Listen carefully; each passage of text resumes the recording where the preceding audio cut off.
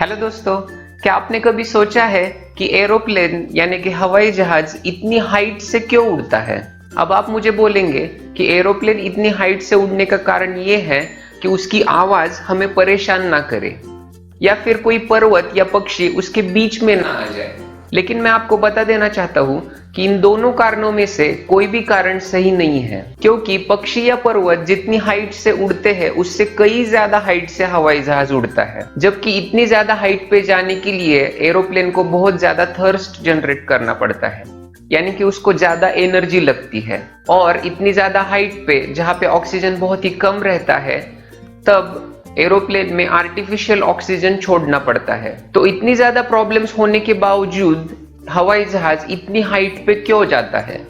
तो हवाई जहाज इतनी ज्यादा हाइट पे जाने का कारण है कॉस्ट, यानी कि कीमत। हर ट्रिप को उसको जो कॉस्ट आती है वो इतनी ज्यादा हाइट पे जाने की वजह से बहुत ही कम आती है।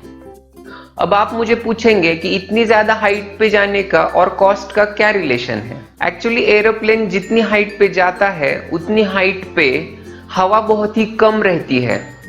इंग्लिश में उसको लो एयर डेंसिटी बोलते हैं। और हवा बहुत ही कम होने की वजह से हवाई जहाज को बहुत ही कम एनर्जी जनरेट करनी पड़ती है। अब एक सिंपल सा एग्जांपल लेते हैं। आप कहीं पे चल रहे हैं और ऑपोजिट डायरेक्शन में बहुत ज्यादा हवा आ रही है, तो आपको वहां से चलने के लिए ज्यादा एनर्जी लगेगी, ज्यादा फोर्स लगेगा। लेकिन अगर हवा बहुत ही कम है तो आपको कम फोर्स लगेगा और आप इजीली चल सकेंगे। बिल्कुल इसी तरह हवाई जहाज जितनी हाइट पे उड़ता है वहां पे जो एयर मॉलिक्यूल्स होते हैं, मतलब हवा में जो कण होते हैं, उनका वेट बहुत ही कम रहता है और आप उसको कह सकते हैं कि उसकी डेंसिटी बहुत ही कम रहती है। और इसी की वजह से फ्रिक्शन बहुत कम हो जाता है और हवाई जहाज बहुत ही कम फोर्स से उस हवा में से गुजर सकता है। और बिल्कुल इसी की वजह से हवाई जहाज को बहुत ही कम एनर्जी जनरेट करनी पड़ती है। और बहुत ही कम एनर्जी मतलब बहुत ही कम ईंधन, और कम ईंधन यूज होने की वजह से हवाई जहाज का खर्चा बहुत ही कम हो जाता है और इसको हम कॉस्ट इफेक्टिवनेस बोलते हैं।